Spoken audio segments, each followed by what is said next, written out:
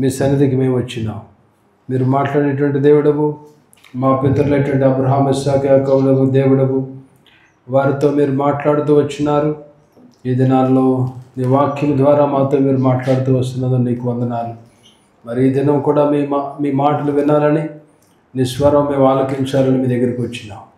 కాబట్టి మీ యొక్క ఆలయంలో మీ సన్నిధితో నింపి మాకును కావలసినటువంటి వర్తమానాన్ని మీరు మాకు అనుగ్రహించమని యేసుక్రీస్తుని అడుగుచున్నాము తండ్రి. ఆమేన్. దయచేసి కూర్చుందాం. మొదటి రాజులు 20వ అధ్యాయం చూద్దాం.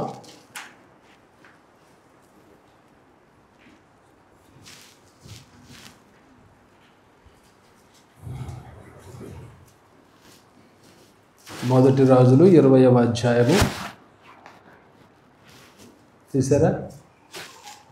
11వ వచనం, 13వ వచనం, 22వ వచనం, 23వ వచనం, 28వ వచనాలు చదువుదాం. ప్రవక్త అయిన ఒకడు ఇశ్రాయేలు రాజైన అహాబు వద్దకు వచ్చి ఇట్లనెను, యెహోవా సెలవిచ్చినదేమనగా, ఈ గొప్ప దండంతయు నీవు చూచితివే. నేను యెహోవానని నీవు గ్రహించినట్లు నేడు దానిని నీ చేతికి అప్పగించెదను. తర్వాత 22వ వచనం, అప్పుడు ఆ ప్రవక్త ఇశ్రాయేలు రాజు వద్దకు వచ్చి, నీవు బలము తెచ్చుకొనము, నీవు చేయవలసిన దానిని కనిపెట్టి ఉండము.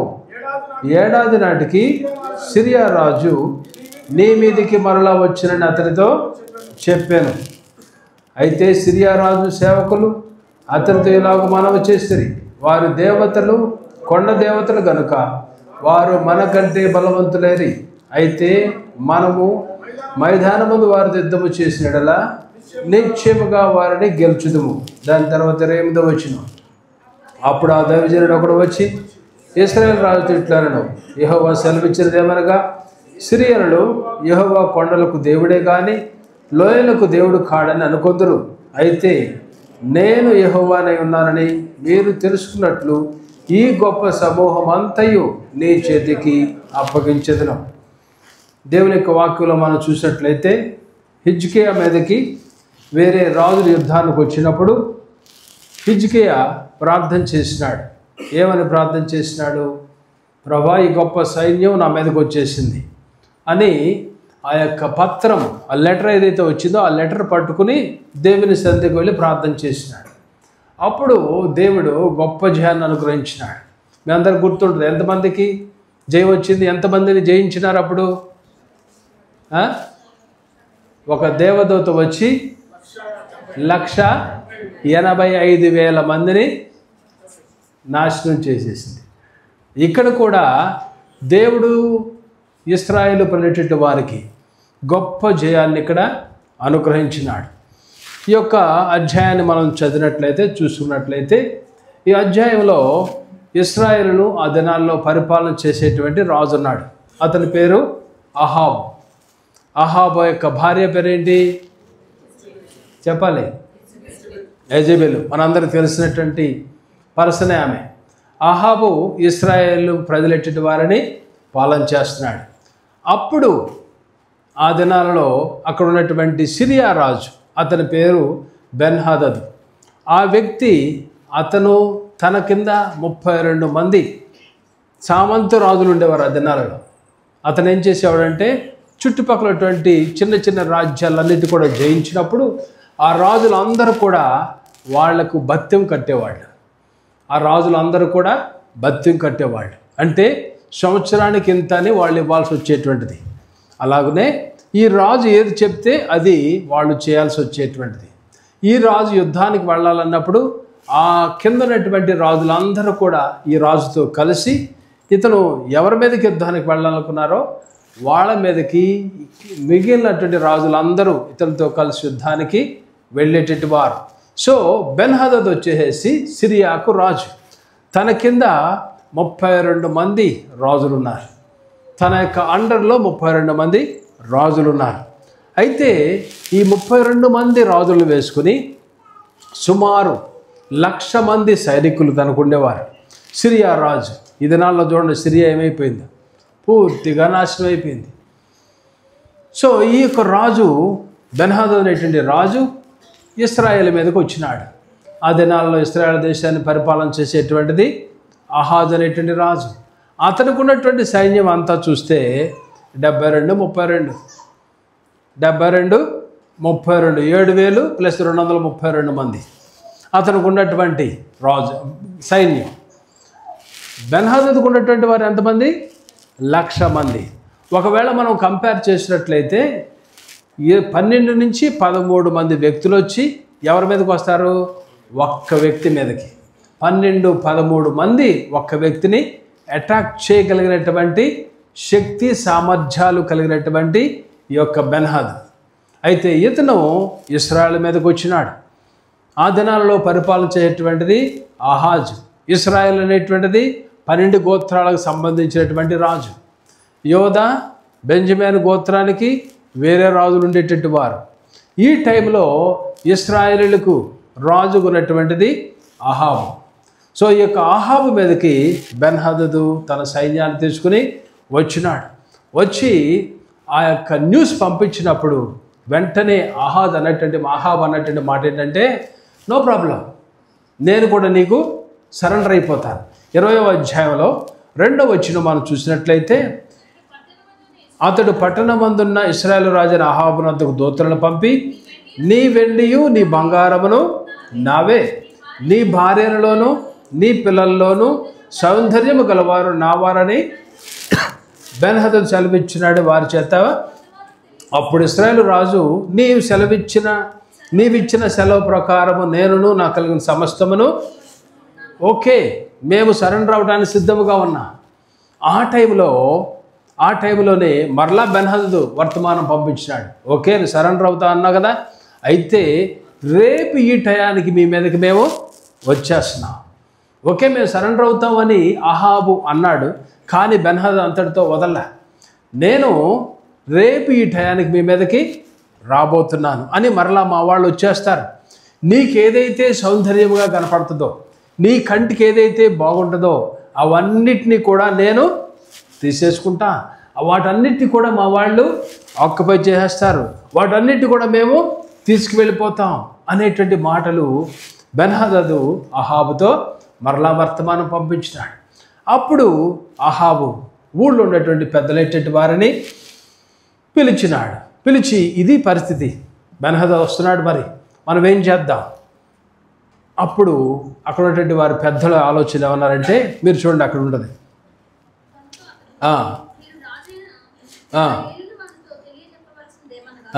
నీవు మొదట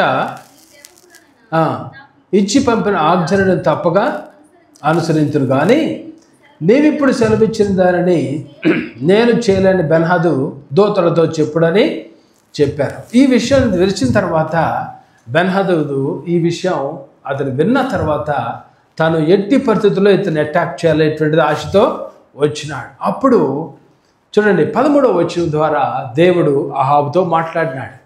చూడండి ఏమని మాట్లాడినట్టు మాటలు చూడండి. ప్రవక్త అయిన ఒకడు ఇశ్రాయేలు రాజు అహాబు వద్దకు వచ్చి అతనితో ఇట్లనెను, యెహోవా సెలవిచ్చినదేమనగా, ఈ గొప్ప దండంతయు నీవు చూచితివే, నేను యెహోవానని.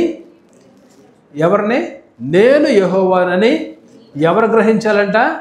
నీవు గ్రహించినట్లు నేడు దానిని నీ చేతికి అప్పగించుతాను. చూడండి దేవుడు అనేటువంటి మాట అహాబుతో అనేటువంటిది ఏంటంటే, నేను దేవుడునని, నేను సర్వశక్తిమంతుడని, నేను జీవము గలటువంటి వాడను, నేను ఉన్నవాడను అనువాడనేటువంటి వాడను, ఆల్ఫయు ఒమేగా అయినటువంటి వాడను, నిన్న నేడు నిరంతరము ఏకరీతిగా ఉండేటువంటి నేను ఆ దినాన ఎర్ర సముద్రాన్ని ఎలా పాయలు చేసినాను, ఆ దినాన ఎరుకో గోడలు ఎలాగ నేను కూలగొట్టినాను, కేకలు చేత అరుపులు బోరలు ఊదినారు, ప్రజలు కేకలు వేసినారు.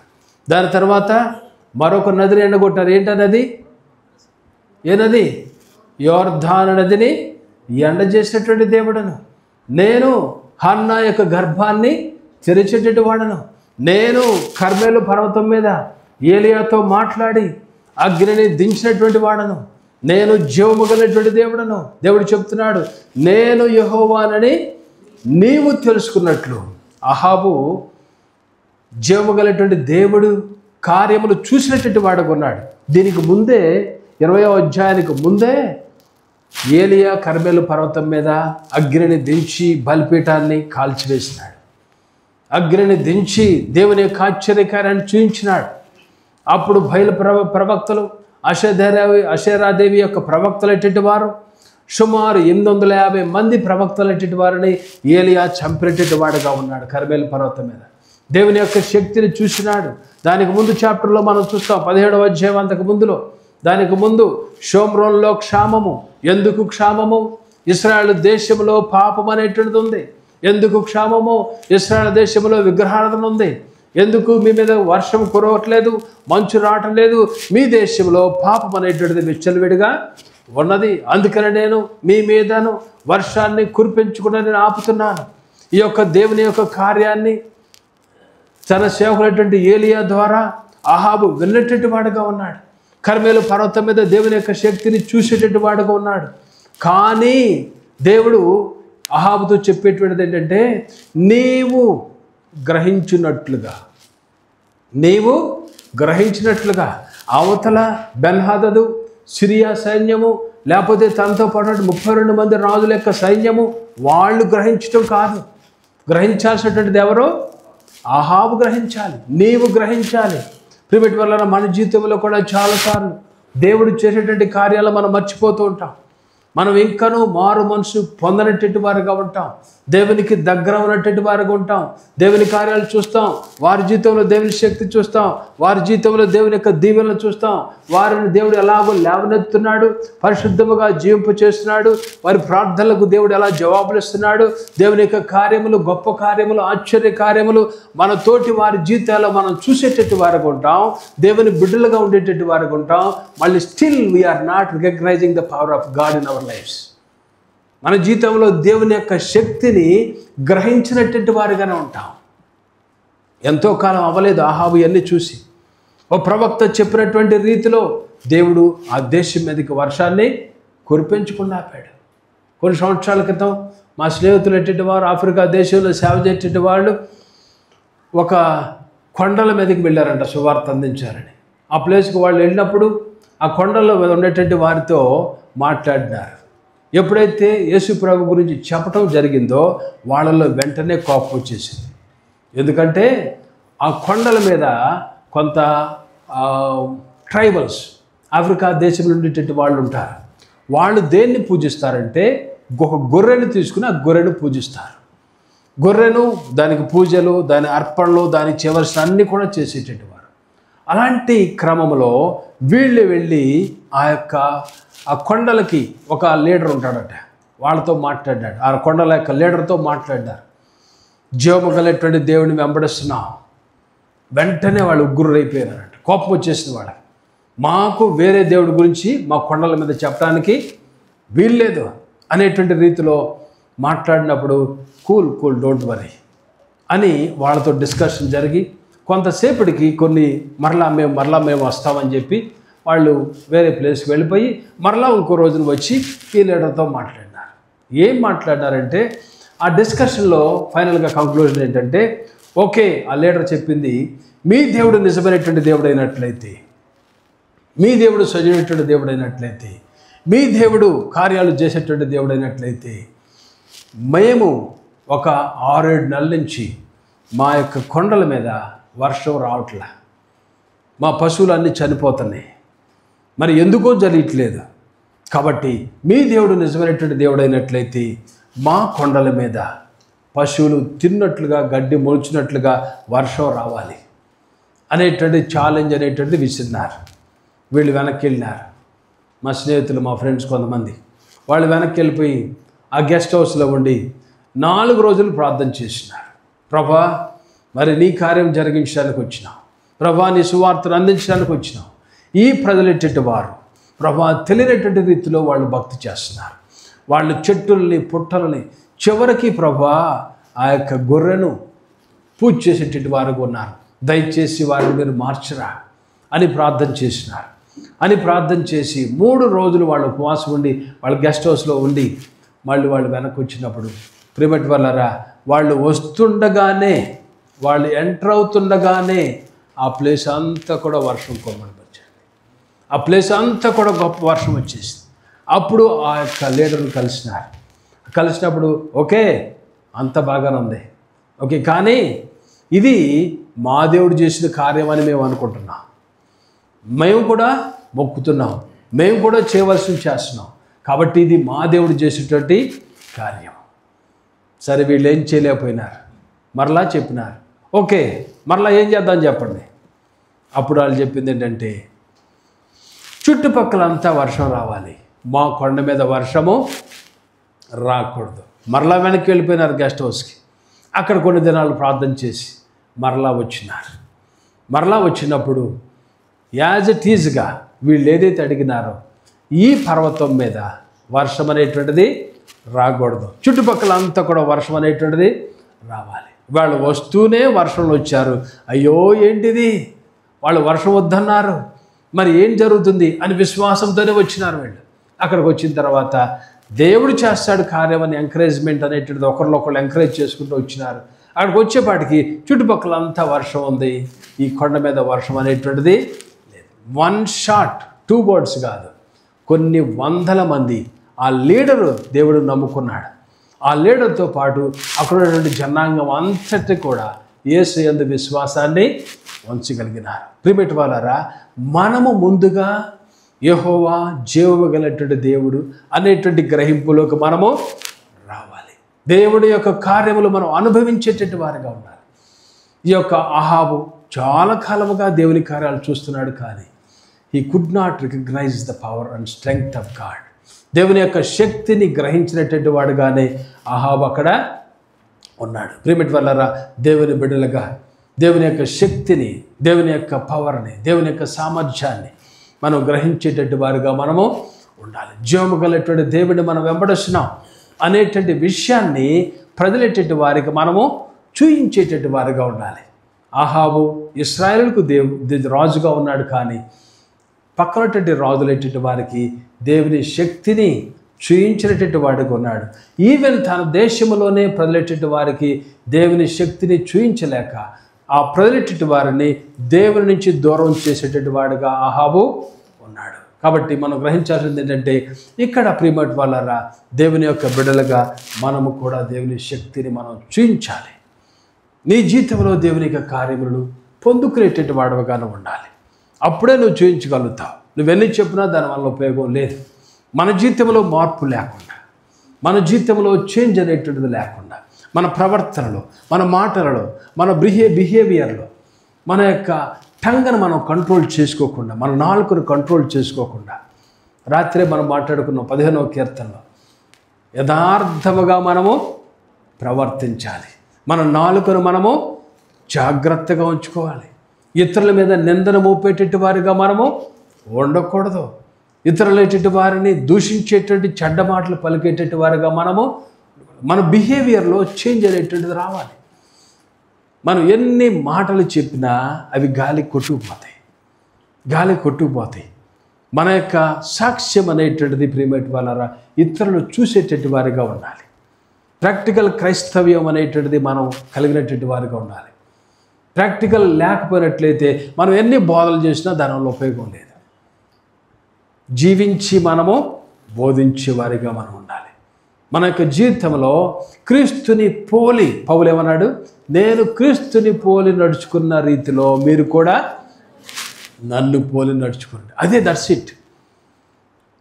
మనం అనేక మంది పౌలుగా తయారవుతాం. క్రీస్తుని పోలి మనం నడుచుకున్నట్లయితే ఈ లోకంలో అనేక మంది పౌరులుగా మనము, పౌరులు కాదు, పౌలు లాంటి పౌరులుగా మనం తయారవుతాం. కాబట్టి మనము క్రీస్తుని పోలి మన బిహేవియర్లో, మన మాటలలో, మన చూపులలో, మన తలంపులలో, ప్రియమైన ఇతరులతో మనం మాట్లాడేటువంటి విధానంలో, రిసీవ్ చేసుకునే విధానంలో, ఎంకరేజ్ చేసేటువంటి విధానంలో, ఇతరులెట్టేటి వారిని లేవనెత్తేటట్టు వారిగా మనం ఉండాలి. మన మాటల్లో ఇతరులు గాయపడేటట్టు వారికి ఉండకూడదు. ఏదో పర్వాలేదులని మన నాలుకను అలా వాడేస్తూ ఉంటాం. కానీ కొన్ని తర్వాత తెలుసుది, అక్కడ ఎవరో థర్డ్ పార్టీ గురించి మనం మాట్లాడినప్పుడు మనం ఇద్దరమే లేకపోతే ముగ్గురు మాట్లాడదాం, వేరే వ్యక్తి గురించి మాట్లాడతాం, వాళ్ళ దగ్గరికి వెళ్ళదలే అనుకుంటాం. ఈజీగా వెళ్ళిపోద్ది, అది చాలా ఫాస్ట్గా వెళ్ళిపోతుంది కదా. ఎస్పెషల్లీ ఫాస్టెస్ట్ ఛానల్ ఏదంటే TV9, NTV, మరొకటి కాదట. ఏంటంటే అది విన్నీ ఎవరితో నీకు ఒక్కదానికే చెబుతున్నా. జ్యోతి నీకు ఒక్కడికే, శైలజ నీకు ఒక్క పేర్లు గుర్తొస్తాయి కాబట్టి చెప్తున్నా, మీరు ఏది అనుకోవద్దు. మళ్ళీ నీకు ఒక్కటే అంటాం, ఆ ఒక్కటి ఎటు వెళ్ళిపోతుంది, 15 మంది విన్నీలకి వెళ్ళిపోద్ది. విన్ని అని అంటే ఫర్ ఎగ్జాంపుల్ చెబుతున్న పేరు, దయచేసి వేరుగా అనుకోవద్దు. విన్ని అని ముగించేలోపు అది విన్ని ఎక్కడిదక్కడే వదిలేస్తుంది, పట్టించుకోదు అసలు. నాకు తెలుసు, మీకు కూడా చాలామంది అలా, కొంతమంది సహోదరులు అలా చెప్తూ ఉంటారు, ఆ మాటల్లో అలా వదిలేస్తూ ఉంటారు. అలా ఉండకూడదు. అంటే మనం అలా వదిలేసేటట్టు వారికి ఉండాలి, కానీ ఫాస్టెస్ట్ ఛానల్గా మనం ఉండకూడదు. చాలా ఫాస్ట్గా వెళ్ళిపోద్ది. ఒక్క మాట చెప్పామా, నెక్స్ట్ సండేకి TV9, NTVలో చెప్పినా రాదు అది. వాళ్ళు ఏదో కాసేపు ఒక్క నిమిషం వస్తారు, చూసేవాడు చూస్తాడు. ఒక పెద్ద ఆయన కూడా ఇదే అన్నాడంట, నా గురించి ఏంటి వాళ్ళు చెడుగా అన్నారా, రేపొద్దు న్యూస్ వచ్చేస్తుంది అన్నాడంట. న్యూస్ పేపర్లో పడింది అన్నాడంట. న్యూస్ పేపర్లో పడిందంటే అప్పుడు ఈయన చాలా బాధపడిపోతున్నాడు, నా గురించి న్యూస్ పేపర్లో పడింది, నా గురించి న్యూస్ పేపర్. ఒక పెద్ద ఆయన దగ్గరికి వెళ్ళి తన బాధని వెళ్ళగక్కున్నాడు. అప్పుడు ఆయన చెప్పాడంట, నువ్వు ఎందుకురా బాబు అంత బాధపడతావు, అసలు న్యూస్ పేపరు కొనుక్కునే వాళ్ళు ఎంత పర్సంటేజ్, న్యూస్ పేపర్లో కొనుక్కున్న వాళ్ళు కూడా చదివేవాళ్ళు ఎంతమంది, ఆ చదివే వాళ్ళల్లో కూడా హెడ్లైన్స్ చదివేవాళ్ళు ఎంతమంది, హెడ్లైన్స్ కాకుండా మిగిలిన లైన్లు చదివేవాళ్ళు ఎంతమంది, నీదేదో చిన్న ఆర్టికల్, ఆ ఆర్టికల్ చదివేవాళ్ళు ఎంతమంది, అది నువ్వని తెలుసుకునేవాళ్ళు ఎంతమంది, అది నువ్వని తెలుసుకున్నా దాన్ని వేరే వాళ్ళకి చెప్పేవాళ్ళు ఎంతమంది. కాబట్టి నువ్వు భయపడాల్సిన అవసరము లేదు. ఈ మ్యాగజైన్లో కానీ టీవీ న్యూస్లో కానీ వెళ్ళినా అంత ఫాస్ట్గా వెళ్ళదో, గ్రహించదు. కానీ 1 to 1 వెళ్ళిపోతుంది, చూశారు, ప్రింట్ అయిపోతూ ఉంటుంది హృదయంలో, అది ప్రింట్ అయిపోతూ ఉంటుంది. ప్రిమిటివ్ వల్లరా ఇక్కడ మనం పాఠ్యంలోకి వచ్చినట్లయితే దేవుని యొక్క బిడ్డలుగా దేవుని యొక్క కార్యములు మనము అనుభవించి లోకానికి చూపించేవారుగా మనము ఉండాలి. అది మన బిహేవియర్ ద్వారా, మన బిహేవియర్ కనపడాలి. నువ్వు క్రీస్తుని వెంబడించేటువంటి విధానము బైబిల్ పట్టుకుని దీనుడుగా పొద్దున్నే ప్రార్థనకి, సాయంత్రం ప్రార్థనకి రావాలి. అదొక్కటే కాదు, పొద్దున్నే ప్రార్థనకు వచ్చి, బుధవారం వచ్చి, లేదంటే ఫాస్టింగ్ ప్రేయర్కి వచ్చి, ఇంకో ప్రార్థనకి వెళ్ళి, అక్కడ మీటింగ్ జరుగుతుంది వెళ్తున్నానండి, ఇక్కడ మీటింగ్ జరుగుతుంది వెళ్తున్నానండి, ఇంకో చోట మీటింగ్ అండి, ఇక్కడి నుంచి పెద్ద చర్చ్ అంటే ఇంకో చోటకి వెళ్తున్నానండి అన్నీ చెప్పుకొని ఇంట్లో కోపం రాగానే బూతులు తిడతాడు, నీ అంటూ ఉంటాడు. అలాగండి కొడుకు వచ్చేపంటే నీ సంగతి చూస్తాను అంటూ ఉంటాడు. బూతులు. పనాళ్ళు వస్తారు, పనాళ్ళు వచ్చినప్పుడు పని చేయించుకునే వాళ్ళతో రకరకాలైన మాటలు, వాళ్ళతో బూతులు తిడతాం. వాళ్ళకి ఇవ్వాల్సిన డబ్బులు ఇవ్వకపోవడం. కొంతమంది ఉంటారు పక్కా క్రైస్తవుడు అండి అని చెప్పుకుంటారు, పనాళ్ళే తిడుతున్నారంట ఒక ఆయన్ని. ఆయన దగ్గర పనిచేసేవాళ్ళు, ఏమండి మీరు తెల్లారి లెగిస్తే దేవుడి గురించి మాటలు చెప్తారు కదా, కానీ ఏంటి సార్ మీరు మాకు ఇవ్వాల్సిన డబ్బులు ఇవ్వట్లేదు, ఏంటి సార్ మీరు ప్రార్థనకి వెళ్ళే వాళ్ళు బూతులు తిడతారు ఏంటి సార్ అన్నారంట. మన సహోదరుడు చెప్పాడు ఒక ఆయన, పెద్ద గొప్ప ఆయన అంట ఆయన. కానీ చెప్తే విషయం ఏంటంటే తెల్లారి లెగిస్తే బూతులు, తెల్లారి లెగిస్తే మోసం, తెల్లారి లెగిస్తే ఇవ్వాల్సిన డబ్బులు ఇవ్వరు. ఏముంది అది బిహేవియర్ అంటారా? దేవుని చూపించేటువంటి పద్ధతేనది? క్రైస్తవ్యాన్ని నువ్వు లోకానికి అందించే రీతిలో ఉన్నావా అంటే క్రైస్తవం అనేటువంటిది కాదు మనకు కావాల్సింది. క్రీస్తుని వెంబడించేటువంటి నీవు క్రీస్తుని పోలి నడుచుకుంటున్నావా? యేసు ప్రభువు ఏం చేసినారు? ఉపమానంలో చెప్పారు కదా, ఒకడు పొద్దున్నే వచ్చాడు పనికి, మరొకడు మధ్యాహ్నం వచ్చాడు, మరొకడు సాయంత్రం వచ్చాడు. అందరినీ పిలిచారు. దేవుడు ఏం చెప్పారు? మొదటాడికి 10 రూపాయలు ఇచ్చారు, మధ్యాహ్నం వాడికి 10 రూపాయలు ఇచ్చారు, సాయంత్రం వచ్చినాడికి 1 గంట చేసినాడికి కూడా 10 రూపాయలు ఇచ్చారు. అంత అయిపోయింది, లెక్క చూసుకున్నారు, అయిపోయింది. మొదటాడు వచ్చి నేను పొద్దునుంచి చేశాను, నువ్వు నాకు 10 వేస్తావా? ఆడు 1 గంట చేశాడు, వాడికి 10 వేస్తున్నాను అన్నప్పుడు దేవుడు ఏం చెప్పినారు? నా ఇష్టం రా బాబు, నేను నిన్న ఆ టయానికి పిలిచాను, నువ్వు వచ్చే 10కి ఒప్పుకున్నా ఇచ్చాను. మధ్యాహ్నం వచ్చినాడు వాడికి ఇచ్చాను చెప్పాను, చెప్పిన రీతిగా ఇచ్చాను. మూడో వాడు 1 గంట ముందు వచ్చాడు, వాడికి అదే చెప్పాను, వాడికి కూడా ఇచ్చేసాను, అయిపోయింది. నేను ఏం చెప్పాను అది చేశాను. చూసారా? నేను ఏం చెప్పాను అది చేశాను నేను. అది బిహేవియర్ అనేటిది మనం చూపించాల్సిన విధానం. మన మాటల్లో, మన క్రియల్లో అది కనపడాలి. ఎన్ని బోధలు నేను చెప్పినా నాలో మీరు మంచి మాటలు లేకుండా అబద్ధాలు నేను మాట్లాడి చెడు అనేటువంటిది నేను చేసినట్లయితే ఏమనుకుంటారు? అన్నయ్య చెబుతున్నాడులే, ఆయన సంగతి నాకు తెలదా? మార్మన్స్ పొందుతారా? మీరు పొందుతారా? అన్నయ్య పొందాడు, అన్నయ్యకు సరిపోయాడు, మరి మనం పొందితే ఉపయోగం ఏముంది?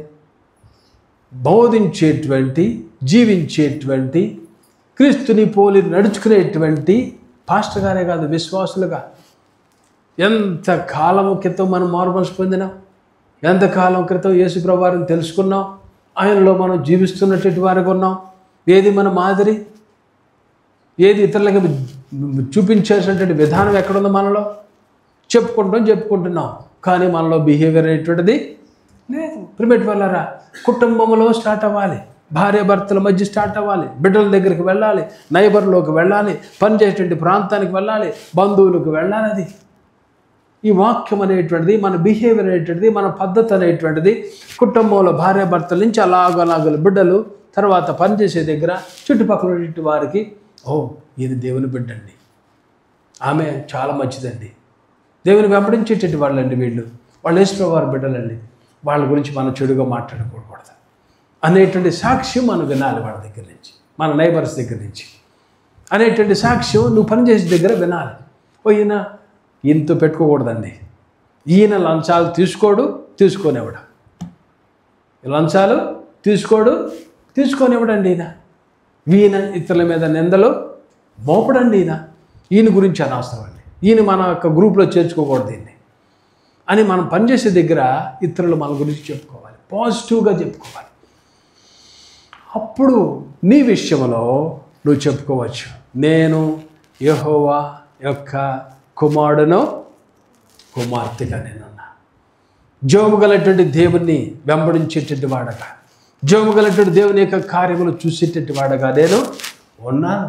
చూడండి, ఇక్కడ ఆహాబు దేవుని యొక్క శక్తిని చూడనటువంటి వాడుగా ఉన్నాడు. సో ఈ విషయంలో మనం చూసేటువంటిది ఏంటంటే, ఈ యొక్క అధ్యాయంలో ప్రియమైనటువంటి వాళ్ళరా దేవుడు చెప్తున్నాడు, నీవు గ్రహించాలి, ఆహాబుతో నీవు గ్రహించాలి. సో దేవుడు చేసినటువంటిది ఏంటంటే, ఇక్కడ తన ప్రజలెట్టి వారు ఇశ్రాయేలు పెట్టేటి వారి దగ్గర మీదకి ఈ యొక్క బెన్హదు మొదట రావటం అనేటువంటిది జరిగినది. మొదట ప్రవక్త చెప్పాడు కదా, మీ మీదకి వస్తారు. అది చెప్పినప్పుడు ఈ యొక్క ఆహాబు గ్రహించినట్లుగా దేవుడు ఆ యొక్క బెన్హదు సైన్యాన్ని దేవుడు పంపించినప్పుడు దేవుడు చెప్పినటువంటి రీతిలోనే వాళ్ళు వచ్చినప్పుడు ప్రియమైనటువంటి వాళ్ళరా మొదటిసారి అటాక్ చేయటానికి వచ్చినప్పుడు దేవుడు ఏదైతే తన సేవకుడితో చెప్పినారో అదే రీతిగా కొంతమంది యవనస్తులైనటువంటి వారు ముందుకు వెళ్ళటం, యుద్ధానికి వెళ్ళటం అనేటువంటిది జరిగింది. మీరు చూసినట్లయితే ప్రియమైనటువంటి వాళ్ళరా 13వ వచనంలో ఈ ప్రవక్త చెప్పినాడు కదా, ఆ చెప్పినటువంటి రీతిలోనే 15వ వచనం, వెంటనే అతడు రాజ్యాధిపతుల్లో ఉన్న వారు లెక్క చూడగా వారు 235. ఇతను చూడండి ఇక్కడ 7,000 + 232, వీళ్ళందరూ కూడా వచ్చేసి వీరి మీదకి వచ్చేసినారు.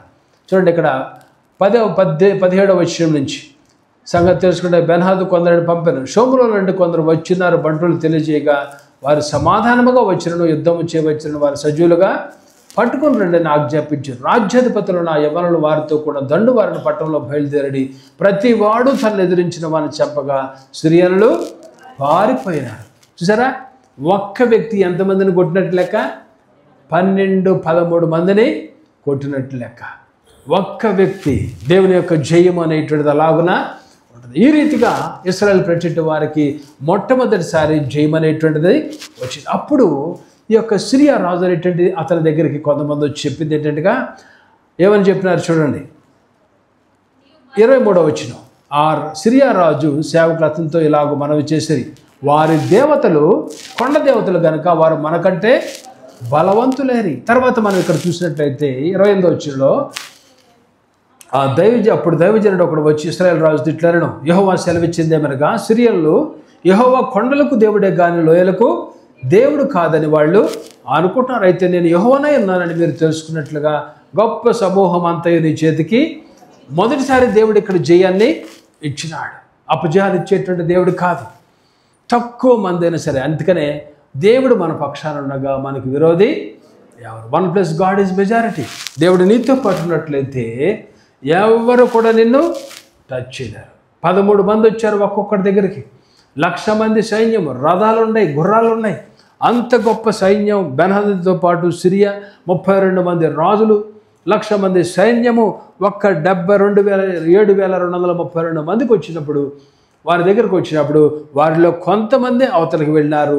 చివరికి సిరియన్లు పారిపోయినటువంటి వారుగా, ఈవెన్ ఇంత డంబాలు చెప్పుకునేటువంటి 32 మంది రాజులేటువంటి వారిని ఇంతకుముందు జయించినటువంటి బెన్హదదు ఒక్క షాట్లో బయటికి పారిపోయినటువంటి వాడిగా ఉన్నాడు. చూసారా దేవుని యొక్క కార్యములు అలాగుంటాయి ప్రియమైన వాళ్ళరా. 32 మందిని జయించినాడు. 32 మంది తన యొక్క ఆధీనంలో ఉండేటట్టు వాడు ఉన్నాడు. అయినను ఒక్క దేవునితో పాటు దేవుని యొక్క సన్నిధి కలిగేటట్టు వారుగా వాళ్ళు యుద్ధానికి వెళ్ళేటట్టు వారుగా ఉన్నారు. దేవుని యొక్క జయాన్ని వాళ్ళు ఆ రీతిగా ఆ టైంలో వీళ్ళు చెప్పేటువంటిది ఏంటంటే, వాళ్ళ దేవుడు పర్వతాలకు దేవుడు, కొండలకు దేవుడు, వాళ్ళ దేవుడు. అందుకనే వాళ్ళకి జయం వచ్చింది. వాళ్ళు గనక లోయలలో గనక చేసినట్లయితే డెఫినెట్గా మనకే జయం. చూసారా ఏది అంటారు చూసారా, లేక సరిలేక డ్యాన్స్ చేస్తాం రాకంట ఏమన్నారు, నేల సరిలేదన్నారండి. గజ్జలు సరిగ్గా మోలేదంటే ఇంకో సామెత, డ్యాన్స్ చేస్తాం రాక నేల సరిలేదు అందుకని నేను డ్యాన్స్ వేయలేకపోతున్నాను, ఆ గజ్జలు సరిలేదు అందుకని నేను డ్యాన్స్ వేయలేకపోతున్నాను. వీళ్ళకి దేవుని యొక్క శక్తి, దేవుని యొక్క సన్నిధి లేటెట్ వారుగా వీళ్ళు ఉన్నారు. That's it. సిరియన్లు 1,00,000 మంది ఉన్నా, 32 మంది రాజులున్నా, యుద్ధం చేసేటువంటి ప్రావీణ్యత కలిగేటి వారు కూడా, గుర్రాలుండా, రథాలుండా సరే వారితో దేవుని యొక్క సన్నిధి అనేటువంటిది లేదు. దేవుని యొక్క ప్రవక్త చెప్పినాడు. ప్రియమైన ప్రవక్తలు దేవుని యొక్క బిడ్డలేటటువంటి వారికి రాత్రి మనం మాట్లాడుకున్నాం. ఏం చేయాలంట? సన్మానించాలి. దేవుని బిడ్డలేటటువంటి వారిని ఏం చేయాలి? మనం సన్మానించి. ప్రవక్తల యొక్క మాటలు సత్యము నెరవేరుతూ ఉంటాయి. దేవుని యొక్క సేవకుల యొక్క మాటలు, దేవుని వెంబడించేటువంటి వారి మాటలు, అవి మన జీవితంలో నెరవేర్పనేటువంటి జరుగుతాయి. ఈ సేవకుడు చెప్పినటువంటి రీతిలోనే మొదటిసారి జయాన్ని వీళ్ళు పొందుకున్నారు. రెండవసారి మరలా ప్రియమైన వాళ్ళరా ఈ మాటలన్నీ కూడా వినేటటువంటి వాడిగా బెన్హదదు ఉన్నాడు. ఎస్, కరెక్టే, వాళ్ళ దేవుడు కొండలకి దేవుడు. ప్రియమైన వాళ్ళ ఇక్కడ మనం గ్రహించాల్సింది ఏంటంటే, దేవుని యొక్క బిడ్డలుగా మన జీవితంలో కూడా ఆ యొక్క పర్వతముల యొక్క ఎక్స్పీరియన్స్ మనం పొందుకునేటువంటి వారిగా మనము ఉండాలి. పర్వతముల యొక్క ఎక్స్పీరియన్స్, కొండల మీద అదేదో పాట పాడుకునేవాళ్ళ, కొండలలో లోయలలో, అలా కాకుండా ఇంకోటి ఉంది, ఎత్తైన కొండ పైన ఏకాంతముగా చేరి రూపాంతర అనుభవాన్ని పొందుకునేటువంటి వారిగా మనము ఉండాలి. భవిష్యత్తులో రాబోతున్నటువంటి ఛాలెంజెస్ నిమిత్తము దేవుడు రూపాంతర కొండ మీదకి పేతురు, యోహోను, యాకోబులను తీసుకువెళ్ళేటట్టు వాడుగా ఉన్నాడు. భవిష్యత్తులో నేను వెళ్ళబోతున్నాను, తర్వాత మీరు లోకమంతటికి వెళ్ళాలి, నా పని చేయాలి, కాబట్టి నా యొక్క శక్తిని, నా యొక్క సన్నిధిని మీరు గ్రహించేటట్టు వారుగా ఆ అనుభవంలోకి మీరు రావాలి. పర్వతముల మీద, కొండల మీద ఆ అనుభవాన్ని మనం పొందుతాం. అనేక మంది దేవుని యొక్క బిడ్డలుగా సంఘాలు, సహవాసాలు స్టార్ట్ చేసేటట్టు వారు ప్రేమేట్వర ఎత్తైనటువంటి లేదంటే కొండల తట్టు వాళ్ళు చూసేవారు. అలాగనే కొండల మీదకి వెళ్ళేటట్టు వారు అక్కడ కూర్చుని ప్రార్థన అనేటువంటిది చేసేవారు. యేసు ప్రభు వారు ఏం చేసేవారు? రేయి మొదటి జామున లేదంటే సాయంత్రం పూట కొండల మీదకి వెళ్ళేటట్టు వారు, మైదానంలోకి వెళ్ళేటట్టు వారు, అరణ్య ప్రాంతాలకు వెళ్ళేటట్టు వారు. దేని కొరకు?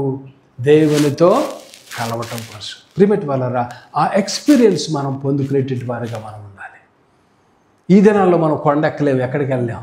కొండ ఎక్కాలన్నా మన కాళ్ళు పనికి రావు, అసలు కొండలే కనపడవు. కొండలు ఎక్కడి నుంచి వెళ్ళాలంటే 100 కిలోమీటర్లు వెళ్ళాలి. ఈ దినాల్లో మన కొండల ఎక్స్పీరియన్స్ ఏంటంటే, యేసు వారు చెప్పినారు, నీ గదిలోకి వెళ్ళు, తలుపు వేసుకో, జీవగలటువంటి దేవునితో నువ్వు మాట్లాడు, ఆయన సన్నిధిలో కూర్చో. ఎంతమందికి ఆ ఎక్స్పీరియన్స్ ఉంటుంది మన జీవితంలో? ప్రియమైన వాళ్ళారా దేవునితో మనం కలుస్తున్నామా? ఏకాంతంగా మనం చేస్తున్నామా? దేవుడు చెప్తున్నారు, మోషేను కూడా చెప్పినారు, నేను నిన్ను పంపించబోతున్నాను. ఎక్కడికి? 15 దగ్గర నుంచి 25-30 లక్షలని నువ్వు విడిపించబోతున్నావు. ఆ కఠినాత్ముడైనటువంటి ఫరో చేతిలో నుంచి నా బిడ్డలైనటువంటి వారిని నువ్వు విడిపించబోతున్నావు. కాబట్టి హోరే పర్వతం మీదకి రా, అక్కడ నేను నీతో మాట్లాడుతాను. అక్కడే మనడు మందమేపుతున్నాడు. ఆ మందమైపోయేటువంటి ప్లేస్లో అక్కడ దేవుడు అతనినే దర్శించినాడు, అగ్నిని పంపించినాడు. మండుచున్నటువంటి పొదల్లో దేవుడు మోషేని దర్శించేటువంటి వాడు ఉన్నాడు.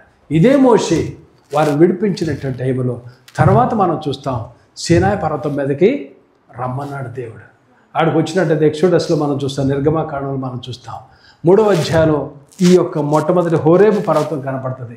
దాని తర్వాత 13-14 అధ్యాయాలు అనుకుంటా నిర్గమకాండంలో మనం చూస్తాం. 20వ అధ్యాయం ముందు 19-20 అధ్యాయాలలో దేవుడు ఆజ్ఞలు ఇచ్చేటువంటి టైంలో దానికి ముందుగా నువ్వు పైకి రా అంటాడు. తర్వాత ప్రజలు తీసుకురా అంటాడు. వద్దొద్దు ప్రభావ, వాళ్ళు రాలేరు, అలాగన పరిశుద్ధపరచండి అనేటువంటి రీతిలో వాళ్ళిద్దరు సంభాషణ జరుగుద్ది. మోషే పైకి వెళతాడు, దేవుడు అతనితో మాట్లాడతాడు. దాని తర్వాత 10 ఆజ్ఞలు ఇచ్చేట టైంలో 40 దినాలు అక్కడ మోషే ఆ పర్వతం మీదకి, సీనాయి పర్వతం మీదకి వెళ్ళేటటువంటి వాడు, దేవుడిని చూసేటటువంటి వాడుగా ఉన్నాడు. దేవుని స్వరాన్ని వినేటటువంటి వాడుగా మోషే ఉన్నాడు. ప్రభా, నేను నిన్ను చూడాలి. యు కాంట్ లీవ్ మ్యాన్, నేను వెళతాను, వెనక చూపించి వెళతాను, నా వెనక నువ్వు చూడంటాడు. ఆ యొక్క సీనాయి పర్వతం యొక్క ఎక్స్పీరియన్స్ ప్రిమేట్ వల్ల మనకు కావాలి. దేవుని యొక్క బిడ్డలుగా మనకి ఆ పర్వతం యొక్క ఎక్స్పీరియన్స్, ఆ కొండల యొక్క ఎక్స్పీరియన్స్, దేవుని యొక్క సన్నిధిలో కూర్చునేటట్టు వారుగా, దేవుని యొక్క బిడ్డలుగా ఆ మౌంటైన్ టాప్ ఎక్స్పీరియన్స్ కలిగేటట్టు వారుగా మనము ఉండాలి. ఆ యొక్క హోరేబు మీద దగ్గర, అలాగనే సీనాయి పర్వతం మీద ఎక్స్పీరియన్స్ పొందినట్టు వాడు ఉన్నాడు. కాబట్టి అరణ్యంలో 40 సంవత్సరాలు అతను నడిపించినా సరే దేవుని యొక్క మాటలను వాళ్ళకి బోధించిన వాడుగా ఉన్నాడు. దేవుని యొక్క సన్నిధిని తీసుకువెళ్ళేటట్టు వాడుగా, ఆ యొక్క ఫస్ట్ ఎక్స్పీరియన్స్ లేకపోయినట్లయితే దేవుని యొక్క సన్నిధిని అలాగూ తీసుకువెళ్ళేటట్టు వాడు మోషే కాదు. దేవుని యొక్క కార్యములు తన జీవితంలో ఎర్ర సముద్రం పాయలు, యోర్దాను నది పాయలు అవటం అనేటువంటిది, ఈ ఎక్స్పీరియన్సెస్ అనేటువంటిది అతను చూసేటట్టు వాడు కాదు. ప్రిమిట్ వల్లరా, దేవుడు కొండలకే దేవుడు కాదు, లోయలకు కూడా ఆయన దేవుడు. ప్రిమిట్ వల్ల లోయలు అనేటువంటివి కష్టాలు, లోయనేటువంటివి శ్రమలు. అందుకనే భక్తుడు అంటాడు దావీదు, గాఢాంధకార లోయలో నేను సంచరించినను ఏ అపాయమునకు నేను భయపడను. గాఢాంధకార లోయ. చాలాసార్లు భక్తి మన జీవితంలో దేవుడు నాకు తోడుకుంటాడు అనుకుంటాం, కానీ still we are walking in the valley of, ఇలాంటి గాఢ అంధకారమైనటువంటి లోయలో మనం వెళ్ళేటటువంటి వారిగా మనం ఉంటాం. చాలాసార్లు జరుగుతూ ఉంటుంది. కొన్నిసార్లు ఆ నిస్సహాయత మన జీవితంలో కనపడతా ఉంటుంది, లోన్లీనెస్ కనపడతా ఉంటుంది, ఆ హ్యాలోనెస్ కనపడతా ఉంటుంది, ఎంప్టీనెస్ కనపడతా ఉంటుంది. ఆరాధనకు వస్తాం, కుటుంబం ఉంటుంది, భర్త ఉంటాడు, భార్య ఉంటుంది, బిడ్డలు ఉంటుంది, ధనం ఉంటుంది, ఐశ్వర్యం ఉంటుంది. స్టిల్ వి ఫీల్ దట్ హ్యాలోనెస్ మన జీవితంలో. ఏదో కోల్పోయినటువంటి విధానం, కోల్పోయినటువంటి తత్వం మన జీవితంలో కనపడుతుంది. నన్ను పట్టించుకోవట్లేదు, నాకెవరు సహాయం చేసేవారు లేదు, అన్నీ కోల్పోయానే, నా జీవితం ఇంతే, ఇక నేను దేనికి పనికిరాను, నా పరిస్థితి ఇంతే, ఫైనాన్షియల్గా నేను చాలా డౌన్కి వెళ్ళిపోయినాను, నా వల్ల కాదు, ఇక నా వల్ల కాదు, నేనేం సాధించలేను, ఇక వీక్ అయిపోయాను, అనారోగ్యం వచ్చేసింది, ఇబ్బందులకు వచ్చేసినాను, నేను మాట్లాడలేకపోతున్నాను, నిస్సహాయతలో ఉన్నాను, డాక్టర్స్ కూడా వదిలేసేసినారు. కొన్నిసార్లు ప్రిమేట్ వల్లరా మనం ఎలాంటి డౌన్లోకి వెళ్ళిపోతామంటే, నో వన్ కెన్ కేర్ అస్. ఎవ్వరు కూడా నన్ను సహాయము చేసేటట్టు వారు ఎవ్వరు కూడా లేరు. ఎవరి వల్ల కాదు నాను లేవనెత్తడానికి. నేను అలా కూరుకుపోయినాను, అలా భయంకరమైన సిచ్యువేషన్లోకి వెళ్ళిపోయాను. నన్ను లేవనెత్తేటువంటి ధైర్యం చేసేటి వారు లేరు, లేపేటువంటి శక్తి కలిగేటి వాళ్ళు కూడా ఎవరు కూడా. కొన్నిసార్లు అలాంటి లోయలలో, అలాంటి వ్యాలీస్లోకి మనం వెళ్ళిపోయేటట్టు వారిగా. ఒక పేషెంట్ ఒక డాక్టర్ దగ్గరికి వెళ్ళాడంట. ఆ డాక్టర్ దగ్గరికి వెళ్ళినప్పుడు ఆ డాక్టరు చెక్ చేశాడు, నిన్న చెక్ చేశాడు, ఇవాళ చెక్ చేశాడు. ఇవాళ చెక్ చేసినప్పుడు ఆ డాక్టర్ చెప్పాడంట, I have a bad news and a worse news అన్నాడంట. I have a bad news and a worse news.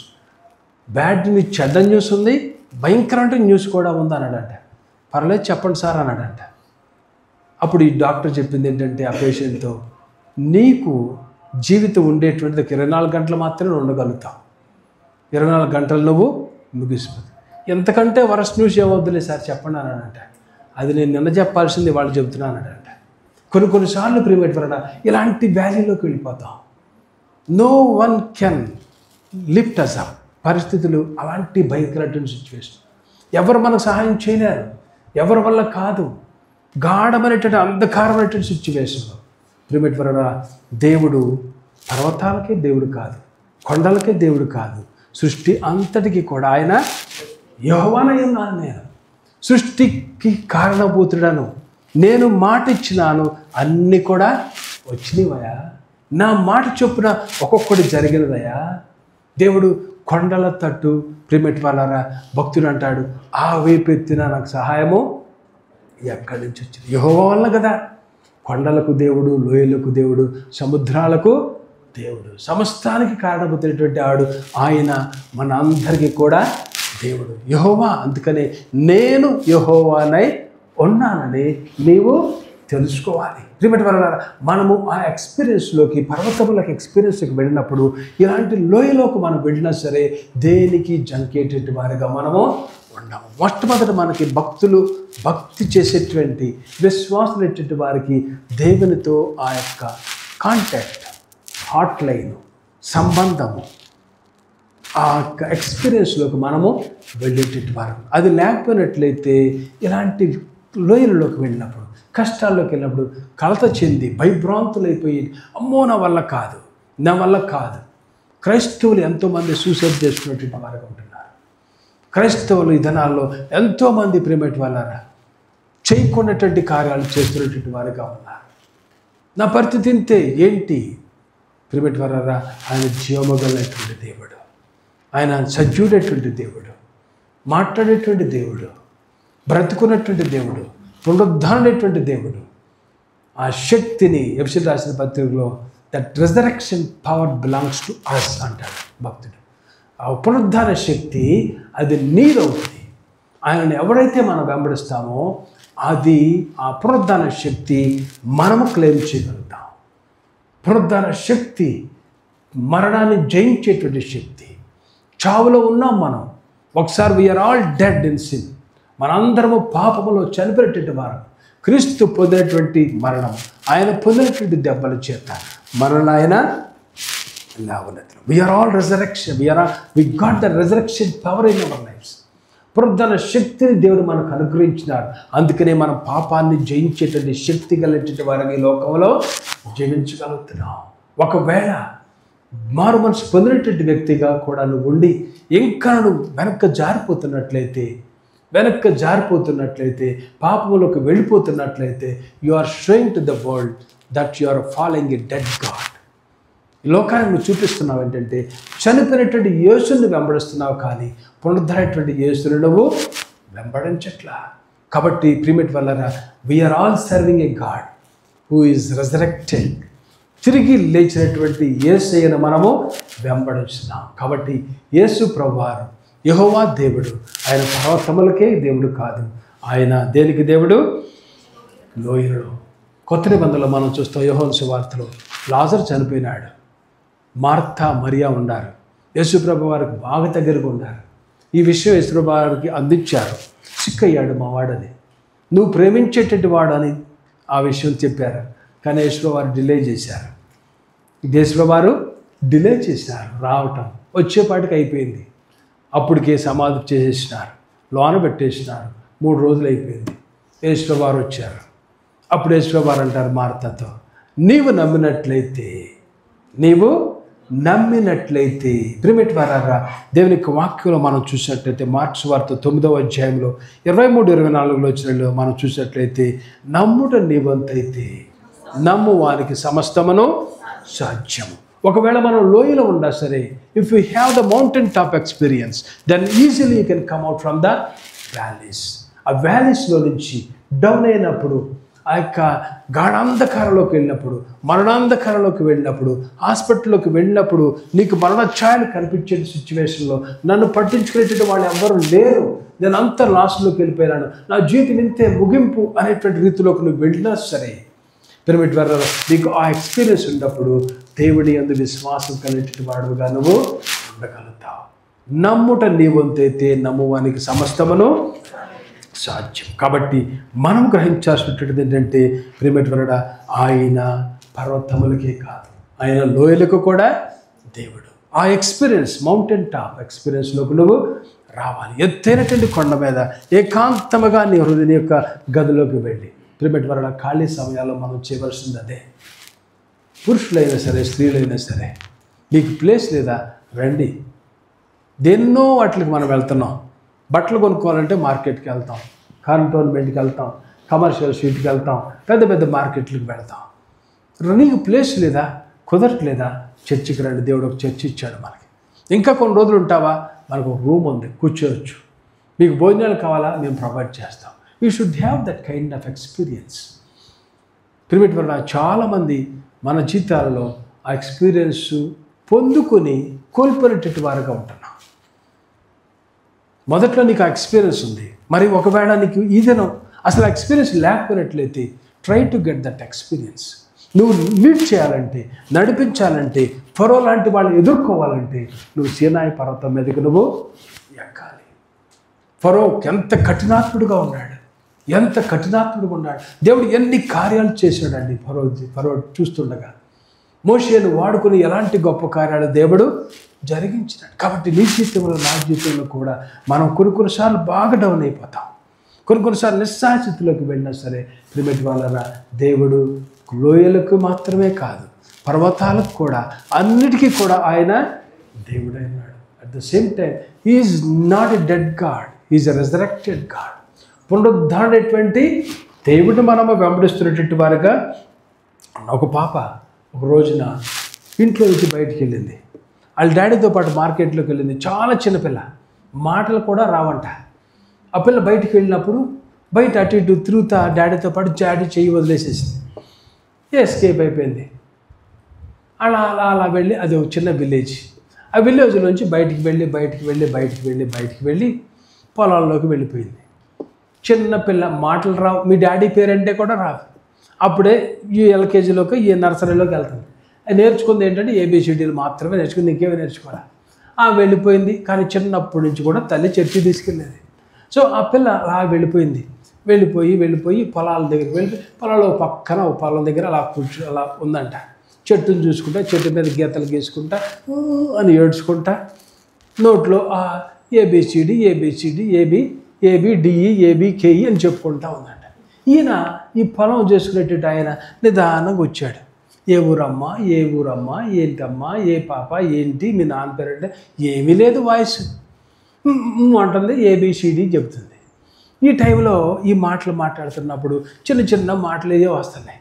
ఆ మాటలు చెప్తున్నప్పుడు ఆయన అడిగాడు, డోంట్ వరీ అమ్మ. ఎత్తుకుని భుజాల మీద వేసుకుని, డోంట్ వరీ, నేను మీ ఇంటికి తీసుకెళ్తా. అప్పుడు ఈ పిల్లందంట, నాకు తెలుసు ఆ పని నువ్వు చేస్తావని అన్నట్టు. ఎట్లా తెలుసు అన్నాడు. నాకు తెలుసు నువ్వు కూడా వస్తావని అన్నట్ట. ఎట్లా తెలుసు అన్నాడంట. నేను చేస్తున్నాను కదా అన్నట్ట. ఏం చేస్తున్నావు? నేను వెంద ఏబిడికేపిపి అంటున్నావు కదా, ఏం చేస్తున్నావు అంటే, నేను నేర్చుకున్న మొక్కలయ్యే నేను ఆ రీతిగా ప్రార్థన చేస్తున్నా.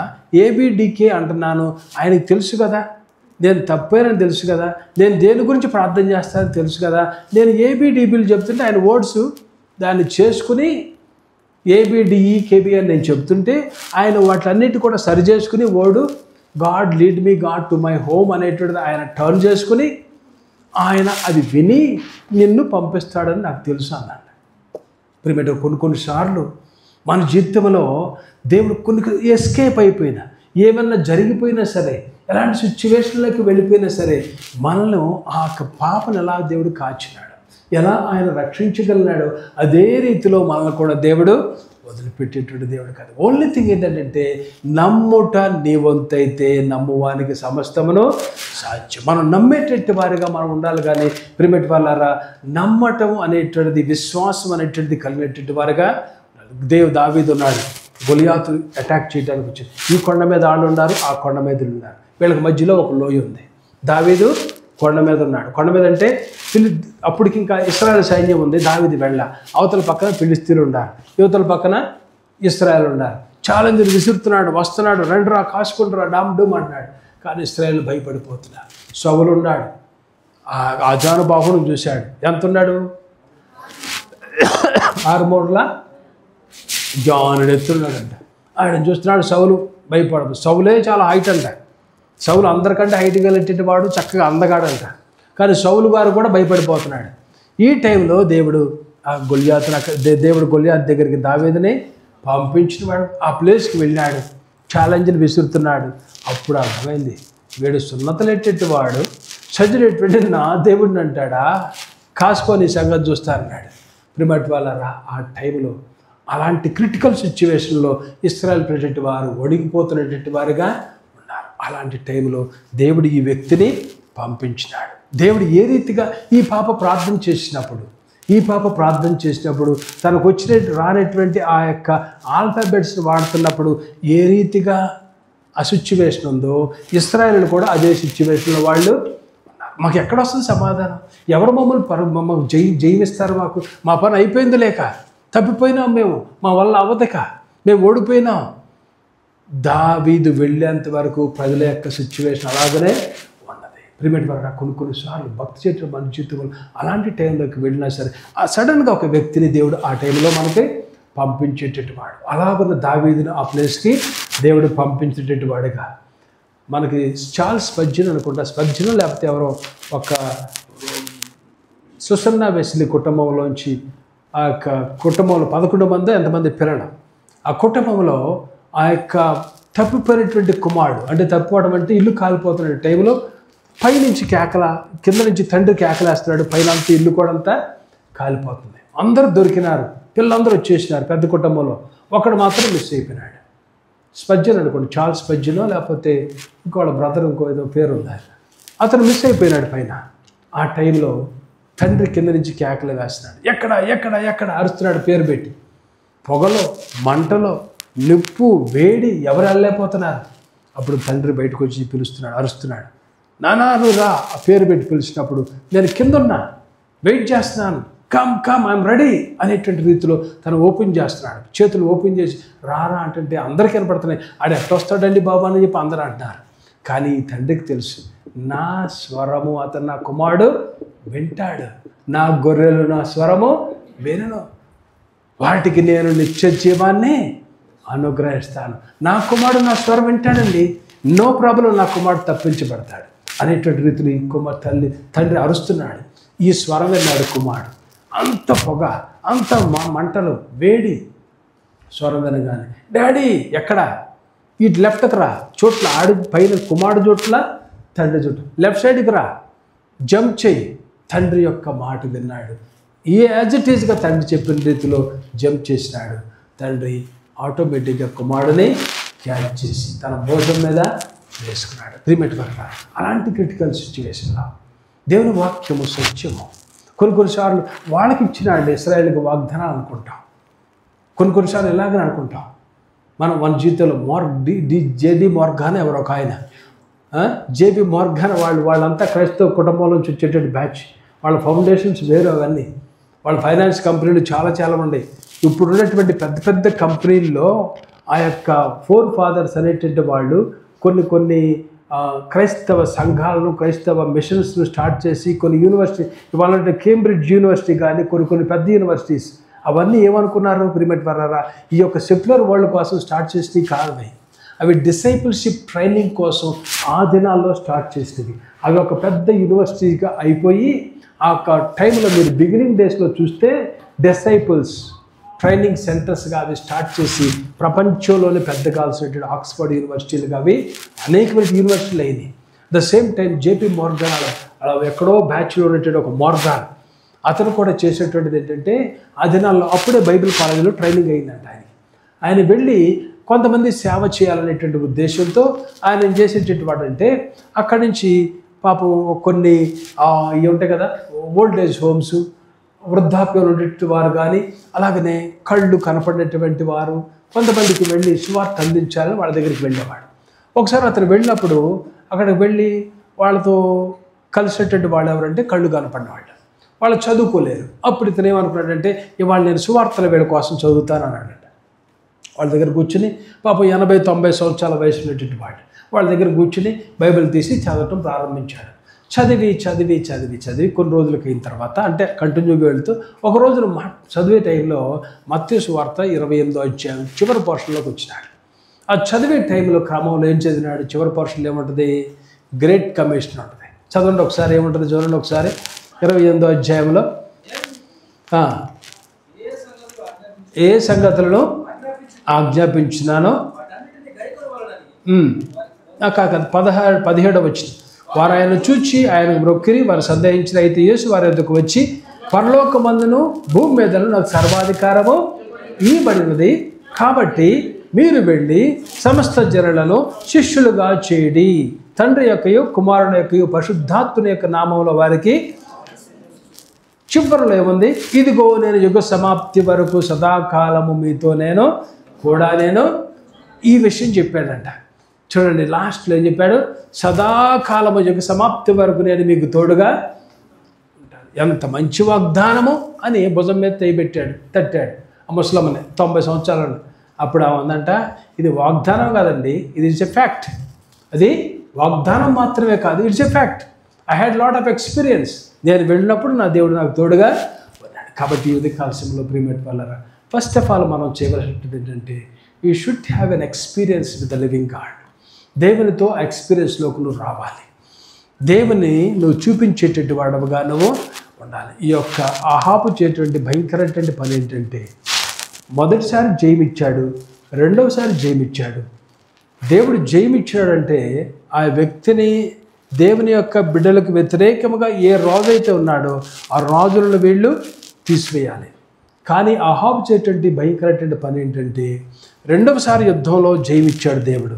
రెండవసారి యుద్ధంలో జయమిచ్చిన తర్వాత ఆహాబును పట్టుకున్న తర్వాత ఆహాబు బెన్హదదుని పట్టుకున్నటువంటి వారితో పిలిచి, అక్కడ ఉన్నటువంటి వారు ఇతని దగ్గరికి సంధి కోసం వచ్చినప్పుడు బెన్హదదుని పిలిపించి బెన్హదదుని కూర్చోబెట్టుకుని, నా సహోదరుడు బెన్హదదు అన్నాడు. దేవుడికి అక్కడ కోపం అనేటువంటిది వచ్చేసింది. మీరు చూడండి, 20వ అధ్యాయంలో చూస్తుంది. మనం ఎప్పుడు కూడా ప్రియమైన వాళ్ళారా, దేవుని వాక్యానికి వ్యతిరేకంగా మనం అడుగులు. దేవుడు చెప్పినప్పుడు you have to root out this sin in your life అని చెప్పినప్పుడు, దాన్ని పూర్తిగా నువ్వు తీసివేయాలని చెప్పినప్పుడు, దాన్ని మనం తీసివేసి మరలా దానితో స్నేహం అనేటువంటిది చేయకూడదు. బెన్హదదు విషయంలో దేవుడు ఈ యొక్క ఆహాబు చేసింది అదే. అతనితో మరలా ఫ్రెండ్షిప్ అనేటువంటిది చేసేటట్టు వాడుకున్నాడు. దేవుని యొక్క బిడ్డలుగా మనం చేయవలసింది, నువ్వు మారుమనసు పొందినప్పుడు, దేవుని స్వరక్షుడిగా ఎంచుకున్నప్పుడు, దేవుని నుంచి వాగ్దానం పొందినప్పుడు నీ భక్తి జీవితం ఎలా నువ్వు కాపాడుకుంటున్నావు, సేమ్ వేలో నువ్వు కాపాడుకునేటటువంటి వాడవుగా, అంతం వరకు అదే మెట్లో నువ్వు జీవించేవాడవుగా నువ్వు. అంతేగాని నువ్వు మరలా పాత పాపము ఎప్పుడు పోద్దంటే, మొదటి ప్రేమను నువ్వు కోల్పోయినప్పుడు. నీ జీవితంలో యేసయ్య మీద నువ్వు మారుమనసు పొందినప్పుడు ఎలాంటి ప్రేమ నీకుంది? విశ్వాసులను ఎలా నువ్వు ప్రేమించినావు? ఆత్మల పట్ల భారవత ఎలా నువ్వు ఉన్నావు? సేవకులంటే ఎంత భయము భక్తి గలటి వాడవుగా నువ్వు ఉన్నావు? మారుమనసు పొంది కొంతకాలం తర్వాత ఇప్పుడు నీ స్టాండర్డ్, నీ భక్తి స్టాండర్డ్ నువ్వు చూసుకో. దేవుని పట్ల, దేవుని పరిచర్య పట్ల నువ్వు ఎలాంటి స్టాండర్డ్ కలిగినటువంటి ఆశతో నువ్వు ఉన్నావు? విశ్వాసుల పట్ల, దేవుని సేవకుల పట్ల నువ్వు ఎలాంటి రెస్పెక్టబుల్ చూపిస్తున్నావు? నువ్వు మొదటి ప్రేమను నువ్వు కోల్పోయినావు. ఒకవేళ ఆ స్టాండర్డ్స్ నువ్వు మారుమనసు పొందినప్పుడు ఆ స్టాండర్డ్స్ నువ్వు లేకపోయినట్లయితే నీలో మొదటి ప్రేమ చల్లారిపోయింది. అందుకనే దేవుడు అంటాడు, ఎఫెసీయులకు రాసిన ప్రకటన గ్రంథంలో 7 సంఘాలతో దేవుడు చెప్తాడు, నువ్వు గనక ఇలా ఉంటే ఇది ఇస్తాను, నువ్వు గనక ఇలా నువ్వు మొదటి ప్రేమను కోల్పోయినావు. ప్రిమెట్ వాళ్ళ ఇది కలసములు దేవుని యొక్క వాక్యం వినటువంటి మనం దేవుడు యొక్క శక్తిని గ్రహించేవాడుగా ఉన్నావా? నువ్వు అనుకుంటున్నావా దేవుడు పర్వతాలకే దేవుడు అనుకుంటున్నావా? పర్వతాల ఎక్స్పీరియన్స్లోకి నువ్వు వెళ్ళావా? అసలు దేవునితో ఆ సంబంధం కాంటాక్ట్లోకి వెళ్ళావా? ఆ వెళ్ళినప్పుడు లోయ ఎక్స్పీరియన్స్ అనేటువంటిది నీకు నథింగ్. దావీదు వలె నువ్వు చెప్తావు, ఇంకో పద్యం రాస్తాను, ఇంకో కీర్తన రాయగలుగుతాను. ఎస్, ఇలాంటి గాఢాంధకార లోయలో నేను వెళ్ళినాను. దావీదుకి ఎలా నాకు సహాయకుడిగా దేవుడు ఉన్నాడు నా తండ్రి, అదే దేవుడు నాకు కూడా తోడుగా ఉన్నాడు. ప్రియమైన వాళ్ళారా, అలాంటి ఎక్స్పీరియన్స్లోకి మనం వెళ్ళేటట్టు వరకు ఉండాలి. దేవుని బిడ్డలుగా అలా లేకపోయినట్లయితే మన భక్తిలో సవిసారం లేచేటి వారుగా ఉంటాం. దేవుడు చివరికి ఏమంటాడంటే, I will spit you out from my mouth.